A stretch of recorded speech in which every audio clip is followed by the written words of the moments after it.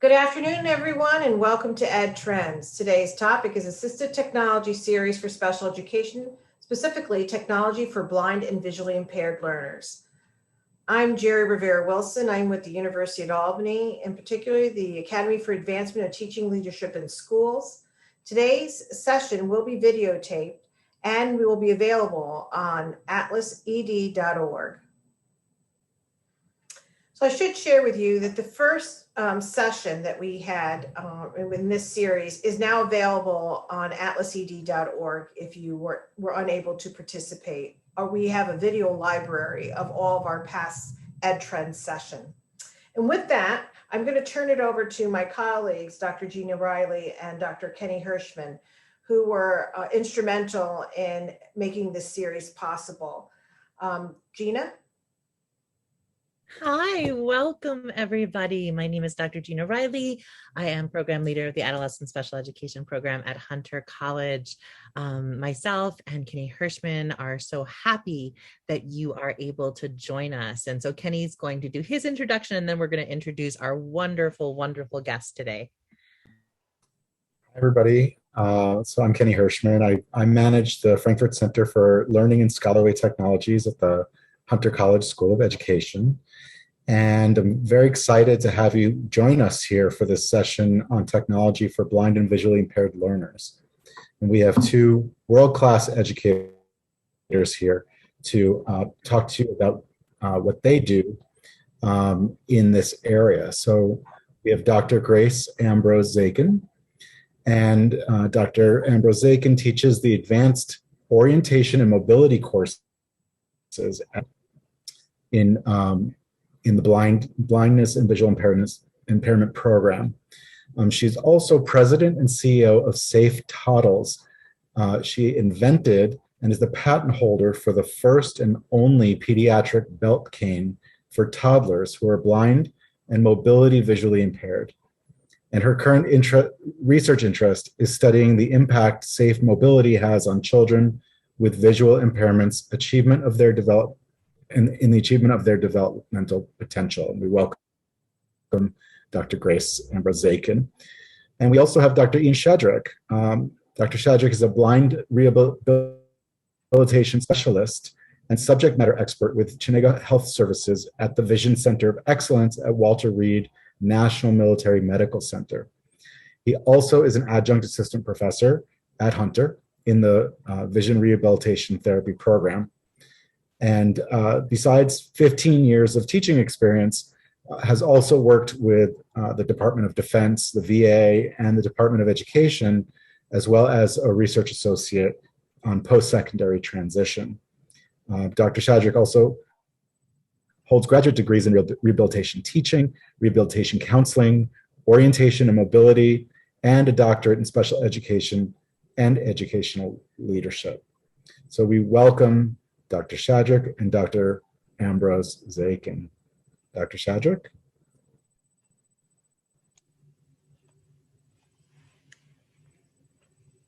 Good afternoon, and thank you all for joining us today. Bear with me one moment as I share my screen here.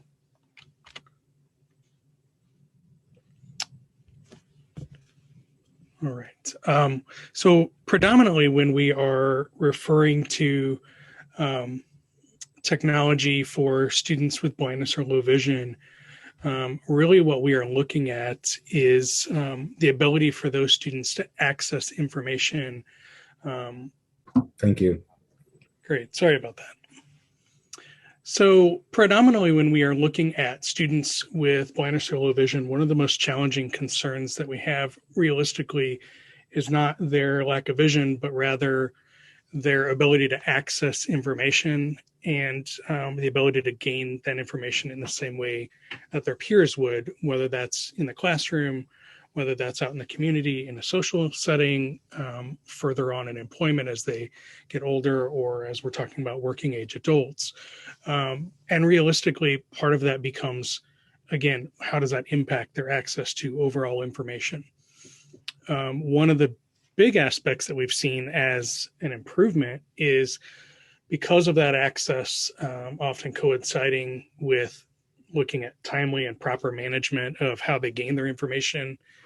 And as I mentioned before, ideally at the same time as their peers in a classroom setting, especially, we're seeing significant advancements that allow people with vision loss the ability to have that same access, and starting to finally level that playing field through education, employment, and social settings just by the advancements in technology that we're seeing, especially when we start to look at things that are universally designed or have technology built in.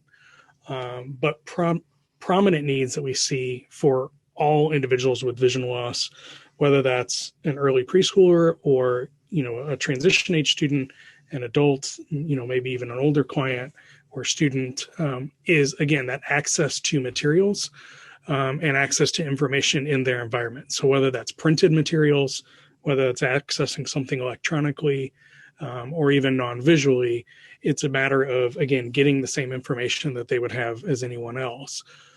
So considering some of the broad themes are things like note-taking abilities, listening and recording options, environmental options, which include safety procedures and considerations, and then just overall inclusive environments.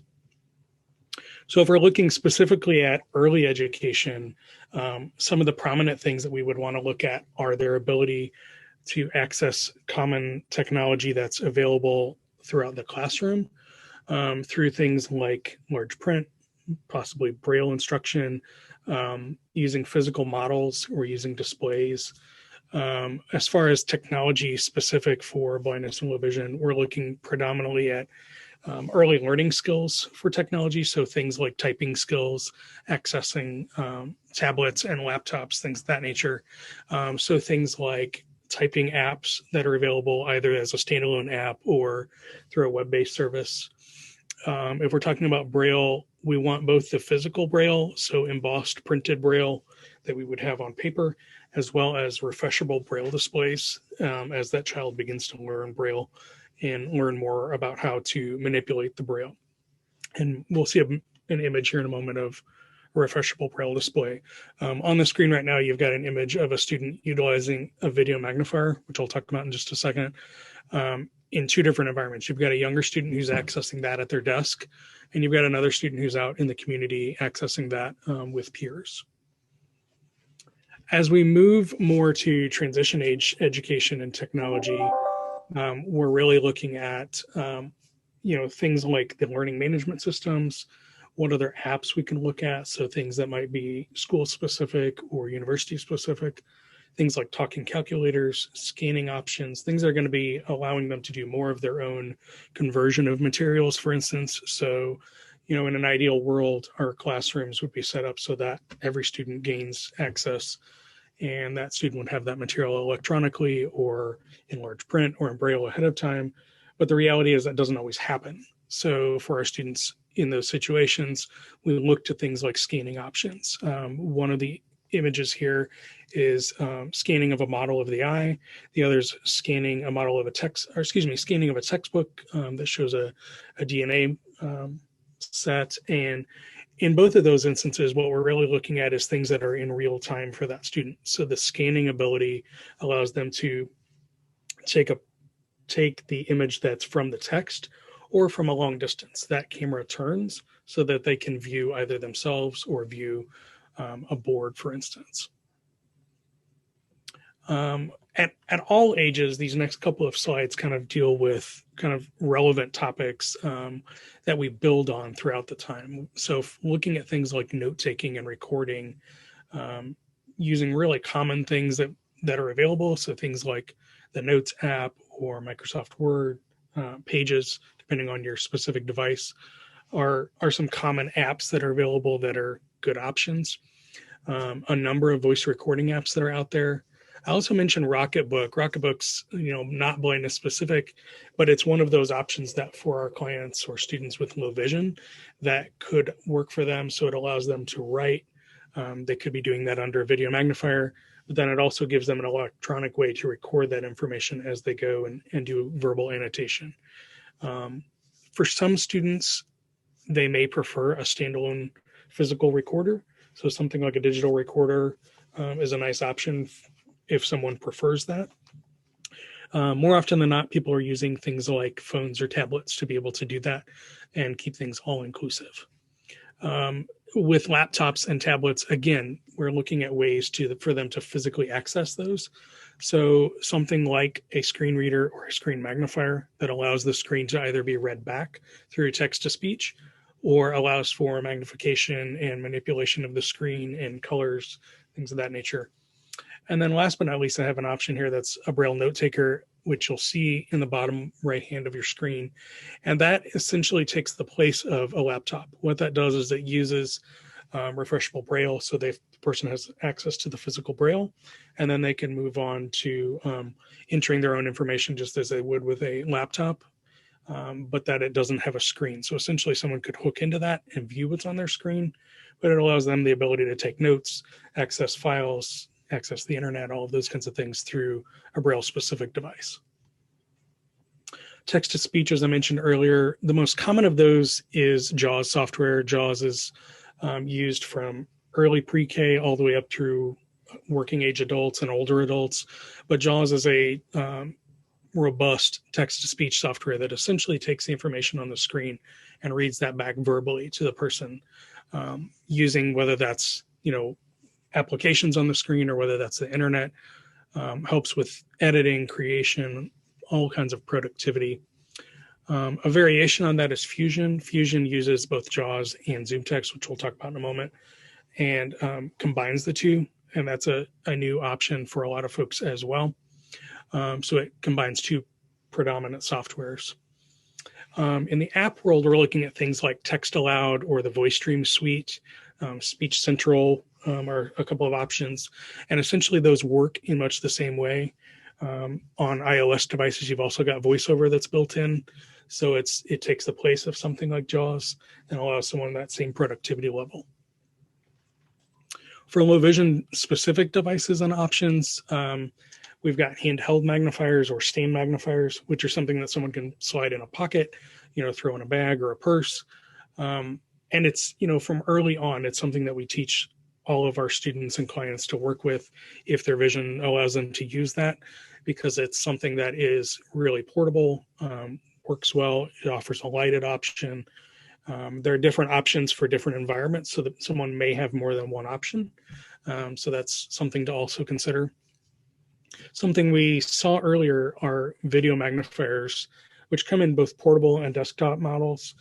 And again, what that option does is it allows the student to actually access the information on a printed page, or they can turn the camera in most instances and view at a distance, or even do self-viewing. So if we're talking about personal care or personal hygiene or things of that nature, maybe something like putting on makeup, or maybe we're teaching the child about different independent living aspects, or even, an older student, it gives them that option as well. So for a desktop model, those are different. Those are larger screens. Those are usually providing a table for them to place material on, to be able to move the material around. In both cases, though, what we're also seeing is the addition of text to speech in most instances. And then again, the distance viewing option. So those items in and of themselves have really changed the game for a lot of our students to be able to access a lot of that material. We've also got head-borne magnifiers and telescopes or monoculars, things of that nature. Optical character recognition, which is something that we see in the classroom, in the workplace, and also in social settings being used. So things like the Seeing AI app or the KNFB reader, which are apps that essentially see text. They utilize the camera to see the text and then read that text back. Some of which is quick, fast acting, doesn't utilize any kind of picture. The app just sees that and reads that back. Those are really game changers when we talk about overall inclusion and the ability to access information out in an environment. And again, whether that's a school setting, whether that's shopping in the community, they're out at the theater, whatever it may be, those types of apps allow large access to things that were otherwise typically done through a sighted reader. So things that even 5-10 years ago were really hard to access, these types of apps have really changed the game on. When we talk about our older students accessing books and newspapers, things of that nature, we've got the Braille and Audio Reading Service, which is part of the Library of Congress. It's a standalone app that and a website that allows the student to access all kinds of text. And a lot of that can be anything from pleasure reading to early pre-K material to, older adult reading, you name it. There's all kinds of books available through that. NFB Newsline is different. That's more newspapers and everything from national to local news. Standard iBooks that's available with VoiceOver. That's an option. Off-the-shelf things like Audible and Kindle are great options for those that want audio textbooks as well. And then considering local and regional options as well for library services. If we look at news and information, especially as we're talking about, again, those growing students or adults who are maybe still students or wanting to learn new information, we're looking at things like podcasts, looking at national and local news options, again, school and university resource apps. And then the last couple are things like weather, radio, and emergency information. And I kind of lump those in because we work with a lot of students on a lot of these educational skills, but we don't always talk about what do we do in certain safety, environments for things like weather considerations or natural disasters, things of that nature. So it's important to make sure that our students have access to that type of information. And there's a range of apps and other information out there, but again, commonly done through things like, iOS devices or tablets or things of that nature. So Ian, there was a question from the chat Sure. about if there was are these apps free, if they're paid subscriptions, and what about the JAWS and the Fusion readers? Yeah, so JAWS and Fusion and ZoomText are not free, but they do offer free demos so that someone can utilize those in a demo mode and can get a feeling for whether or not that's going to work for them or their student. And there are some free alternatives to those, but these are the three typical softwares that we would look to. And in an educational environment, those softwares also have educational licenses that are less than what someone would have for an individual rate. So that's another help as well. So they're available through quota funds here in the US. The majority of the apps that I've mentioned specifically, with the exception of the KNFB Reader app, are free or at least low cost. That particular app is more money, but again, if you compare it to a number of other apps, it's worth the money. The challenge is when we see something like the Seeing AI app that I mentioned before. That one is free and does a lot of similar things. So that's typically where I would start someone. Thanks so much. Sure. As we look to apps that kind of bridge the gap, so looking from the classroom specifically to working with students in the community, working with older students, college age, or even adults, we start to look to apps that can, again, kind of work in multiple facets. So something like the Seeing AI app that I mentioned, again, that's an OCR-based app, but it also has things like a money reader. It's got a color identifier. It's got a scene identifier, which is still in a beta form, but the idea there being it combines a number of these apps into kind of one working app. When we talk about things like Ira or Be My Eyes, those are different. Those are apps that actually utilize an individual on the other end of the app. So Be My Eyes is a volunteer basis. Ira is a paid subscription, but they do offer the first 5 minutes as free. And in both of those cases, what you're dealing with is if you as the individual with blindness or low vision need information visually or need something read, or you're in an unfamiliar environment, you're trying to locate, a specific sign, whatever it may be, read a sign. Those are cases where those types of apps can be really useful. You're working with someone that can actually, on the other end, see, you're sharing your camera essentially through a phone or a tablet, and that individual can then see what it is that's being pointed at and provide you that feedback. So that's a really useful app across a range of environments. It is worth noting with Be My Eyes, again, being volunteer, you want to take into account privacy concerns, but Just something to note. Script Talk is just one example of ways to make things like prescription medications accessible for, again, from young students all the way up through older adults. It's both an app and a standalone device. It can be used either or. That essentially has a RFID sticker that's preloaded from the pharmacy, and that app will read that sticker and read out things like the dosing, the name of the prescription, where it's from, all of those kinds of information about how to take the med, all of that. So a good option there. Again, as we start to look to our older students, transition age and up, we want to start looking at things like community inclusion, so banking, shopping, those kinds of things. So again, utilizing those low vision devices as appropriate, or utilizing the text-to-speech options through things like Seeing AI or IRA become options as well.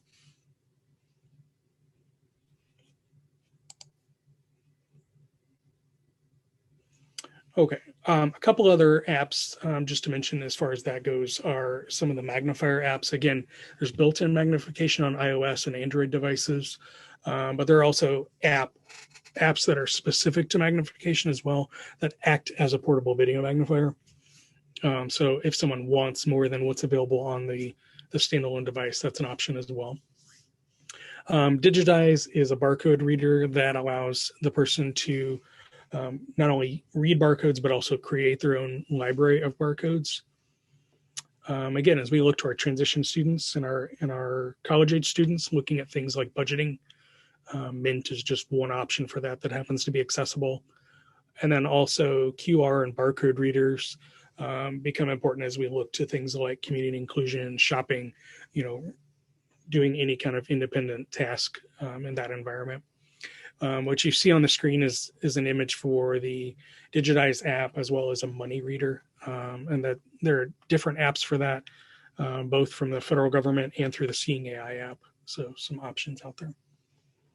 A couple other IL things that I wanted to mention or independent living community considerations are just environmental controls, and those can be standalone or those can be used with apps as well. But for the longest time, these were areas that were really challenging for folks in their home. So whether that's, a younger student and they're, maybe middle school and they're home alone and they want to turn on a light and know whether that light's on, or control the light, control an alarm or the heat or air, things like that. There are apps and options out there to make that accessible through a number of different providers. And again, it sounds really simplistic, but then environmental control, even within your own home or, an office setting, things of that nature, were all things that were really unheard of a number of years ago. And, it's taken some time to make those things accessible. Overall health considerations, and again, this bridges all ages in a lot of ways, but things like activity apps, pedometers, accessing prescriptions, as I mentioned before. If you're working with someone who may be diabetic, either type 1 or type 2, so juvenile or adult, accessing, accessible glucose information, can all be done through apps as well. And then again, mentioning things like community and socializing, considering rec and leisure, utilizing descriptive video. So the idea there is that everything that is really non-visual on a video would be described back. Those are commonly available and becoming more commonplace through things like Netflix and Amazon Prime, things of that nature. As far as overall recreation, you've got things like MyFitnessPal or Map My Run that are also accessible if you've got someone who wants to be a runner or wants to do large scale walking, things of that nature. Overall social media, Facebook, Twitter, things that fall into that are becoming more accessible through audio description and alt text, where someone places a description of their image. Naturescape is another one that's nice. If we talk about employment as a whole, there's a lot of similarity for our older students who then go into the workforce. Whether that's a 16-year-old or a 26-year-old or a 46-year-old, we're really looking at a lot of that same information. So access to information really becomes key. Looking at things like speech or magnification as far as how are they going to access their productivity. Do they need Braille or large print? What's the overall concern for office equipment? There are ways to do some overlays with Braille and things of that nature, but more often than not, someone's going to be utilizing something like the Seeing AI app or a reading app that will allow them to read things like a fax machine or a printer, or things that are otherwise difficult sometimes to access. Another couple just tidbits here that often come into play are the IT infrastructure. Oftentimes we get pushback that says, oh, I don't want to put assistive technology on a work environment. And that's especially important to consider when we're talking about, again, our transition students who are wanting those first work experiences. Either allowing them utilizing their own device, or just saying, look, this is a piece of software that's utilized for their AT, allowing them the same access as any other employee, and it can be pulled off when that student's no longer working there. Those are some of the options that come into play. And then lastly, just access to emergency information. So whether that's knowing evacuation procedures, knowing, having access to a printed map that could be done in other ways, so just so that person has some of those same options available. And then lastly, looking at general productivity. And again, this is true across as we start working with our young students all the way up through adults, but looking at things that are native to iOS devices or Android devices that already have that accessibility built in, or through using JAWS or Zoom Text or Fusion. It allows someone the ability to access email, calendars, clocks, the web, things like presentations like today, calculator, reminders, things of that nature. All right, and I will turn things over to Grace to talk more about orientation and mobility. Before we jump into that, we have a couple of questions. One of them, do you have any recommendations for organizations or websites where for training or reviews of the different kinds of software that's out there? I do. If you're looking at JAWS, Fusion, or Zoom Text, at one time those were all separate.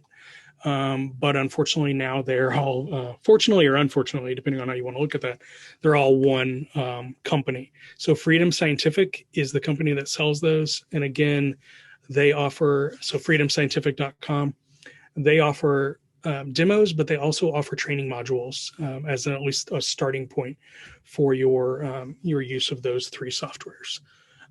For something like iOS or Android options, there are a number of online options out there, but one of the first starting places you could look to is somewhere like the Hadley Institute, so hadley.edu, and they offer short modules on ways to do things like screen navigation or creating a note, accessing an email, creating a calendar invite, those kinds of things.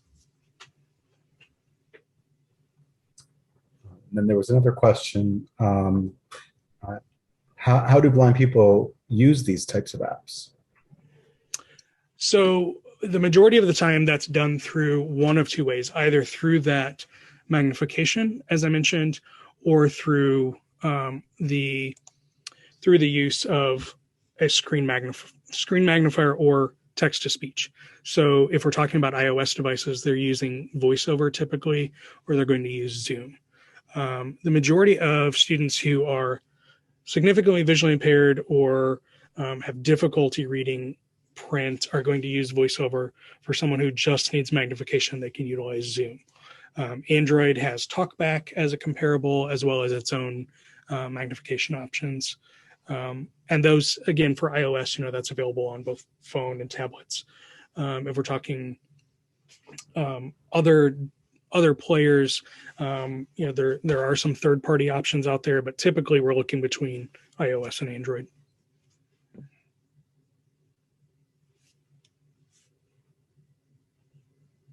Thank you.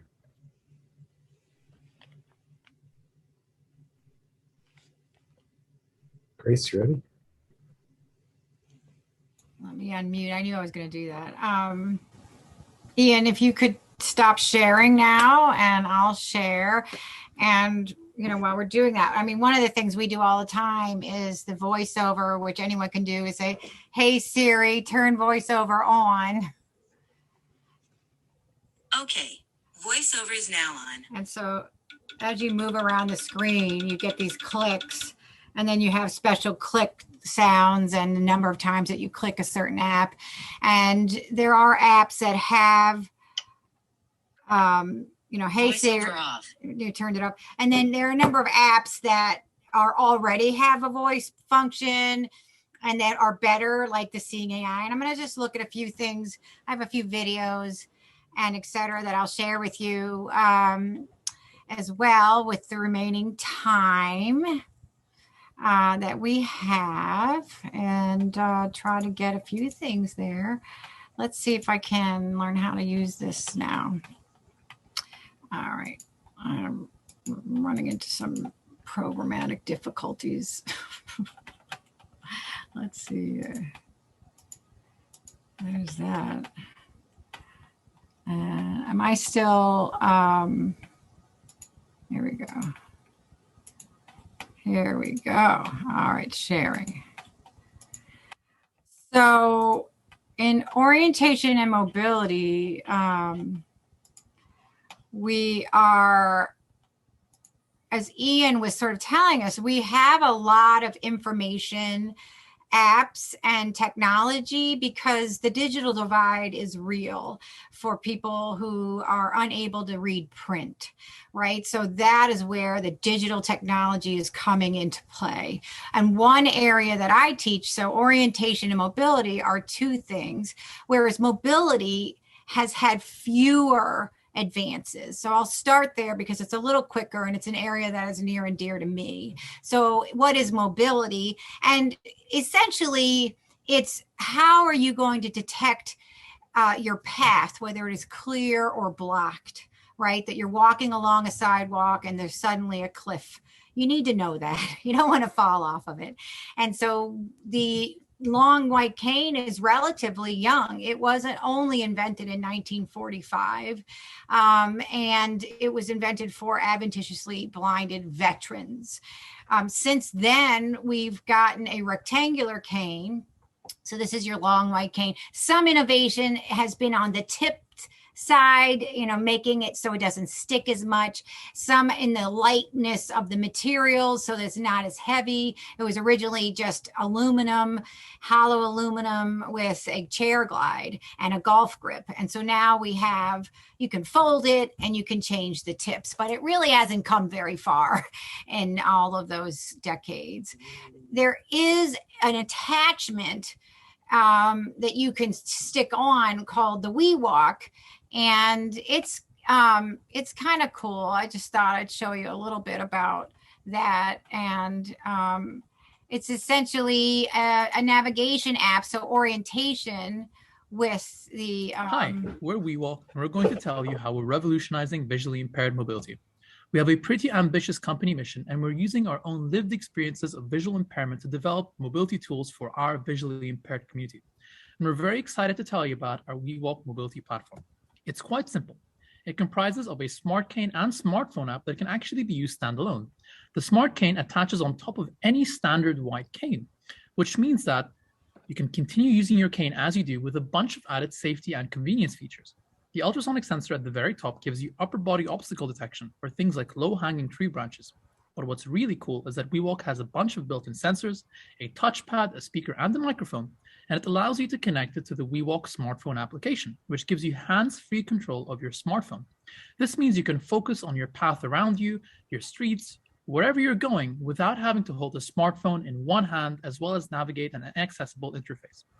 So in other words, what they're saying there is, if you have to have your smartphone in one hand and the cane in the other hand, that's a lot of, where is the hand? So we also recommend perhaps using one of those jogger things if you want to have it. And there's a few other devices that go into where you can strap them in. So that WeWalk has, essentially it's not an innovation on the cane. As you saw, it was just the same old cane with an attachment that connects you to your smartphone and also gives you information about obstacles above you.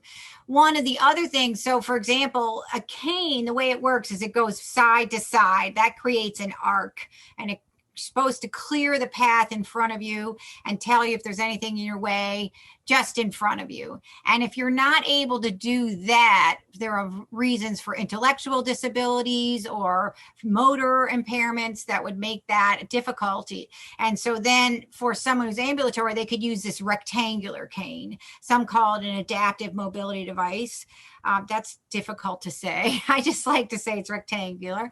And you just push that one. And it has different attachments at the bottom. Surprisingly, the big one, which is these really giant wheels, doesn't turn very well. There hasn't been a lot of innovation to make this an easier device. And there isn't one if you're in a wheelchair and blind. There isn't a lot of advancement, and it's a huge problem to be in a motorized wheelchair or some other kind of wheelchair where you need manual and you are blind.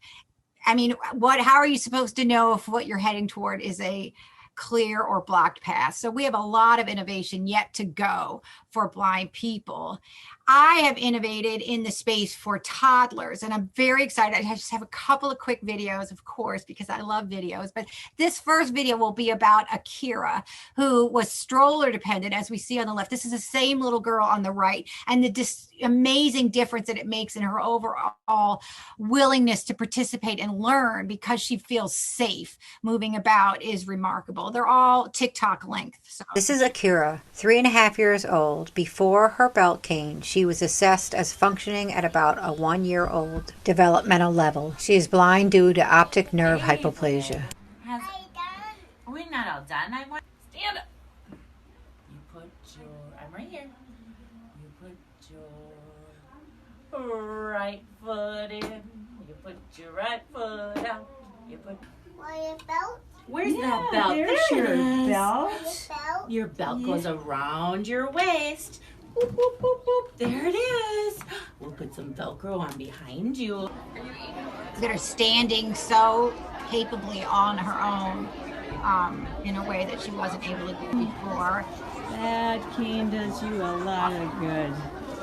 There's more. Akira's transformation reveals that safe mobility allows independent ambulation, which unlocks her developmental potential. She's just much more involved in that lesson and just willing to participate. This is Akira. This is another little boy who was 3 years old when he got his cane, and just the change in his ability to do this one task of washing his hands independently is a characteristic of the things that he was learning how to do in the rest of his day. So here we see him, he's classically eye poking. He's not even going to help very much getting up on the yellow block to wash his hands. You can see all of his weight really is something in the teacher's hand. So this is very early on. The next time we see him, we see that he's actually helping a little bit. He's helping to pull the cane up. And we also see him reach out now towards the sink. He's not poking his eyes, he's engaged. But still pretty much, being interested. And then the next time we see him, he's singing, which is a wonderful, happy song. And he taps, and then boom, he's on it. Cane is halfway off, and so is his foot. Right? So it's giving him accurate information, not deterred. Lots of independence.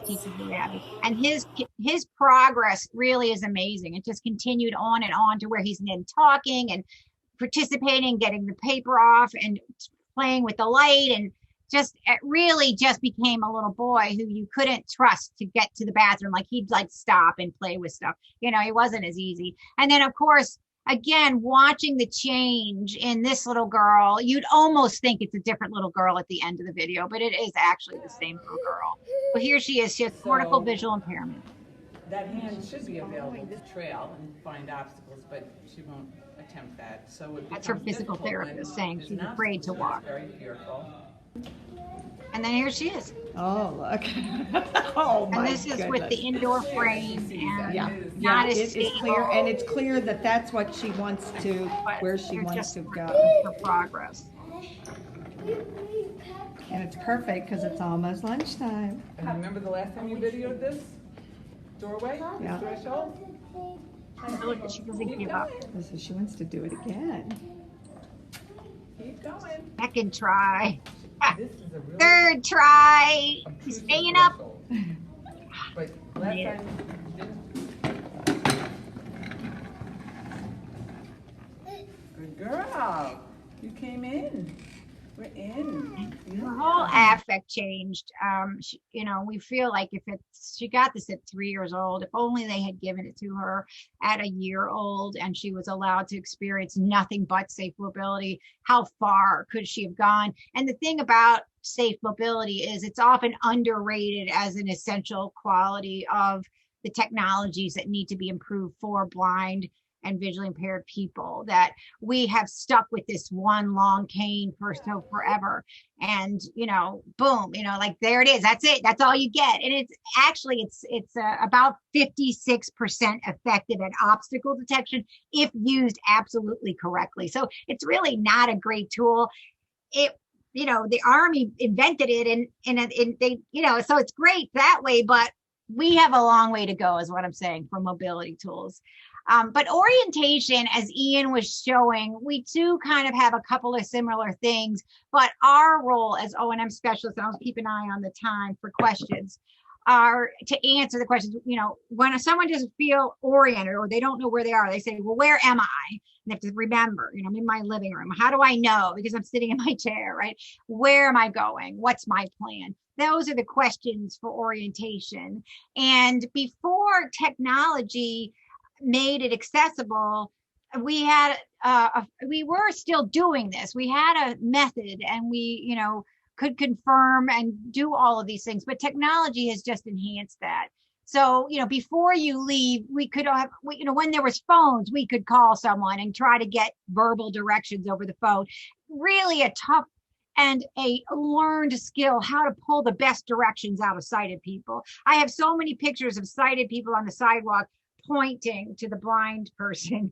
It just goes that way. It's so in our nature not to know how to give. And of course, do you use cardinal directions? Do you say right or left? Do you use names of streets? How specific should you be? That's the kind of thing that the blind person has to become good at if they're going to solicit aid. So creating a route plan using tactile maps, we can look at some of the innovations there. But again, any tactile map is going to be quite large and not easy to carry. So really having technology that fits in your pocket is always going to be the winner. So some of the map teaching tools that came along early on were these Wheatley kits. These are great for trying to get some people who get a real benefit out of spatially figuring out size and shape of objects and what they kind of look like. So it's a very effective tool to use in the classroom for children and adults who say things like, I really wish I understood the shape of this room. And not everybody feels that way. There are people who really are drawn to that. And there are some people that these things just are nothing. Like to me, I need to just sort of move about the space and get a sense of it. I don't know what I feel underneath my hands. It doesn't make any sense to me, but some people love it. And so they have these wonderful kits. I'm going to say men. It's terrible to say, but men like have this thing in their brain. They want to see the space. Maybe some women too. Maybe it's just me, really. And then these tactile maps can be created in all sorts of ways with kits. But again, it's very specific to the area, and it's not very portable. So I had a visual of a teacher making one, and she puts it over a light and she traces it with the wheel. So if you I can post this and you can take a look at that as a lesson. But it again it's not for everyone. What can you do on route? So again, you can solicit aid from a person, and we work on that skill. We work on identifying where's the best place to go in and ask for assistance. But of course, just having Siri, you can open Google Maps. There are a lot of mapping.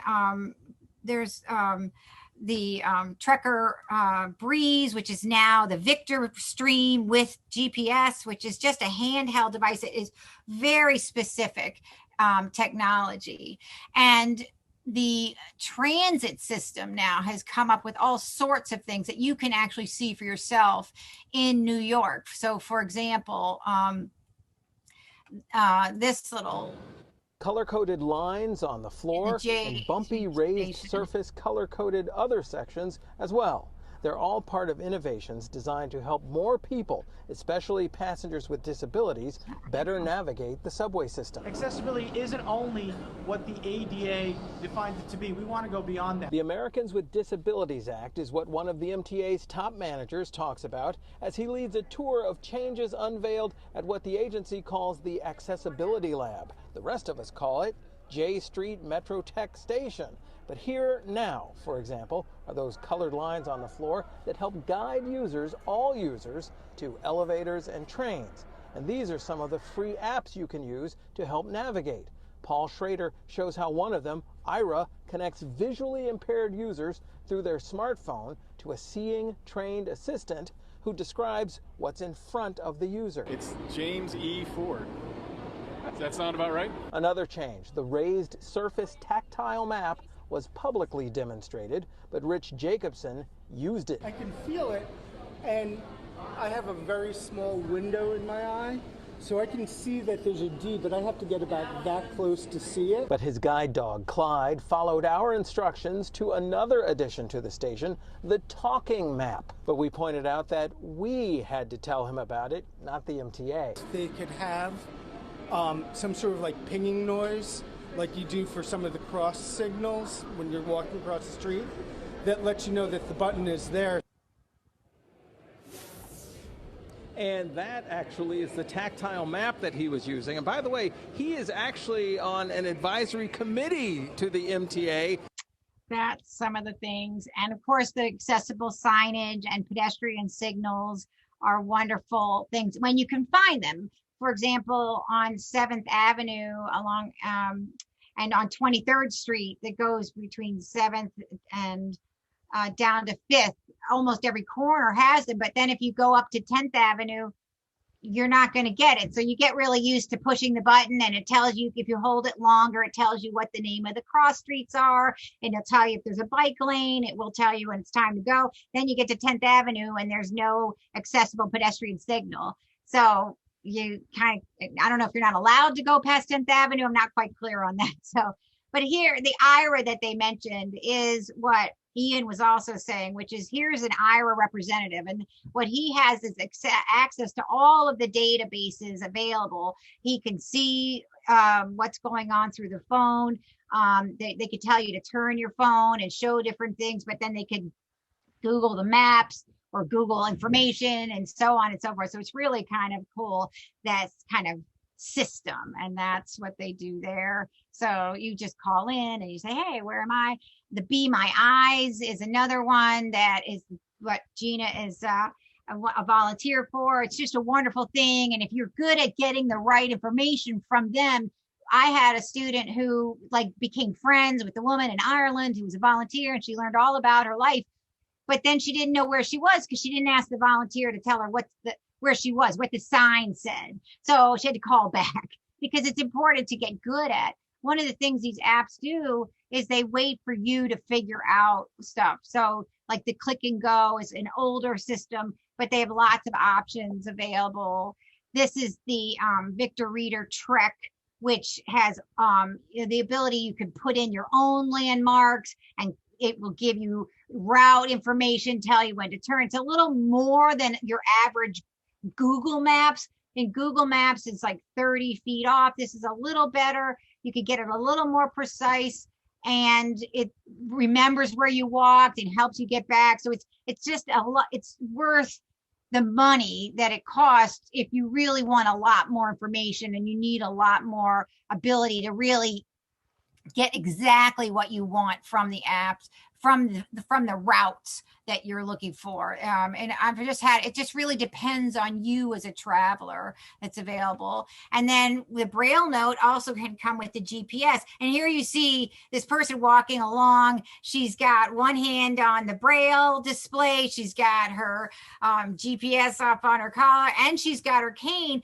And my concern is that you really are supposed to stop and look for your directions and then get that out of the way and get that cane back in front of you so that you're safe, because you're distracted. I use this as an example of what not to do many times, because I said, but the thing that you can find out is, where you are, what's around me, what's the specific location that I want to travel to, what's the best route to get there. You can review streets and attractions and choose an area of interest, and you can learn the environment that enables the user to retrace step routes previously traveled. So it's pretty great to have these more specific technologies dedicated to that. And this one, if we do have a minute, we're almost done.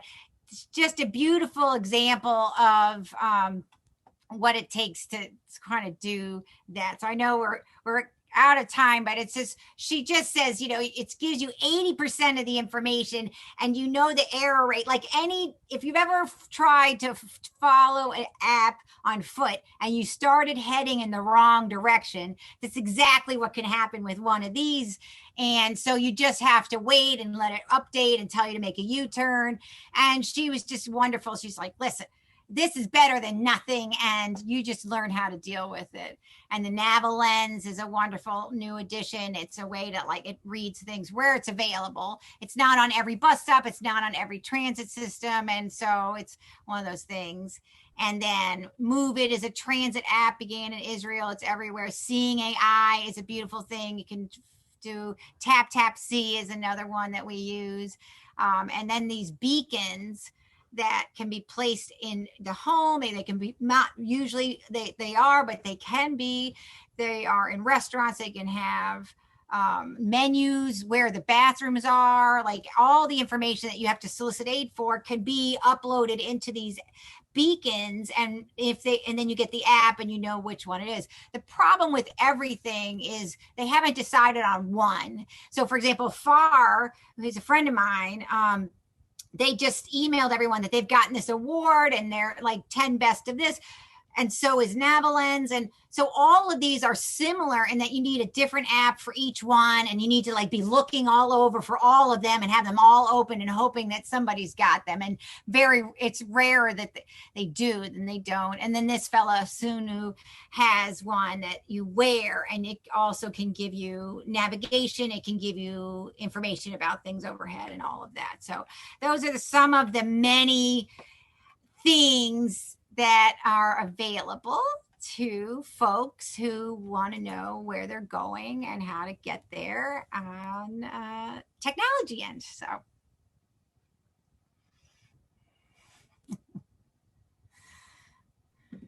thank you so much, Grace and Ian. That is amazing. Yes, Jerry, do we have a little bit of time to ask questions? Absolutely. Okay. So yeah, feel free to unmute. For so many of these, I put a bunch of links, all that I could find, Grace, and then I know you have links in the PowerPoint as well. They're so I don't know where it'll go, but it's really such an advantage to, it's worth all of the clicking, and you really get used to the extra clickings and things that you have to do. And then you can kind of map your phone and find and see if that's the right one. And some, like the Seeing AI that Ian and I were mentioning, will say what it is under your finger. So there's more of that coming. And that's a huge help when the designer puts into the app this level of information. And that's the biggest difficulty, is you could be on an off day and not go far enough up and keep missing, the location on the phone. So it could be annoying, that it only beeps. And so which beep is it? I have a quick question. This could be for either Grace or for Ian. It seems like there's a lot of technology out there. There's a lot of nuance, and not every school or classroom is going to be able to accommodate all of this technology. It's expensive, and it can, not every school is prepared for that. What are some suggestions that you might make that any teacher might be able to take to make their classroom more inclusive and more accessible for blind and visually impaired learners. Ian's going to tell you, let them bring their phone, right, Ian? His sons, right? Let them use their phone in class. My sons do have it for different reasons, for hearing loss, but yeah, that's a big part of it, is access to their devices. There's a lot of pushback in schools about phones in particular, when in reality, if a student's using it for that opportunity, it keeps the district from maybe having to buy that technology if the student's providing it themselves. So that's one kind of cost-effective option. Awesome. And there was a question about slides and where people can get access. Can they email you? Yeah, absolutely. I've asked Grace and Ian to send them to me, and I will do it. I will send it out in a follow-up email. So, as well as a copy of today's recording. The obviously the individualized nature of children will definitely help you select some of the things that make more sense. Some of the higher Absolutely. functioning things for orientation will may or may not. And sometimes it's just nice if it's running, like if they have the ability in the O&M land to just constantly hear where they are, where they're going.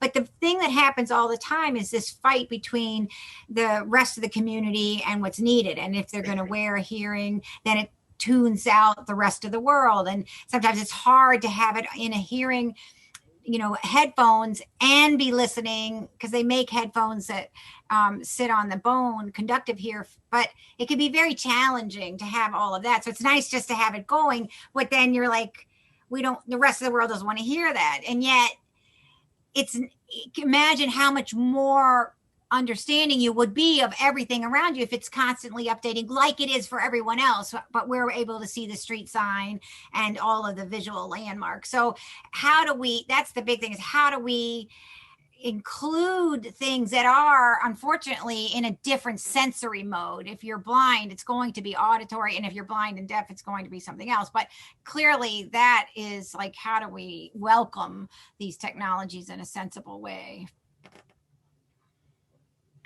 The other thing I'll point out too, for anybody who's interested, is, Grace showed a short little snippet of VoiceOver. For anybody who's wanting to do that on an iOS device, if you go into settings and turn VoiceOver on, there is a training option on there as well. Nice. Both for the gestures that she was mentioning, as well as you can do a screen curtain. So it essentially makes your screen black, forces you to utilize those gestures to train. So that's another option as well. Definitely makes it easier in some ways just to do it. It does. It forces you to not, try and stare at it. Me as someone with low vision and limited vision, depending on the scenario, it forces me to do that in a very different way. So. Thank you both so much. Amazing. Well, thank you, Gina. It was very nice to be able to come and talk about something that we do feel that it is such a huge help to be able to access the information that's available to the world. It just, you can imagine sometimes it's a misunderstanding, like why they think blind people are unaware, but in fact, they have less access and they could be more aware were that to be a part of their world. And now it can be. Well, thank you both, Grace and Ian, for a wonderful presentation today. And I also would like to thank our facilitators, Kenny and Gina, not only for today's facilitation, but also for the planning of this very special series. We will have the third part of the series in August. So I hope that everyone who's here with us today will be able to come back and join us in August. But again, Grace and Ian, thank you for sharing your expertise and spending time with us today. And with that, I wish everyone health and happiness, and I'll see you next week on edTrends.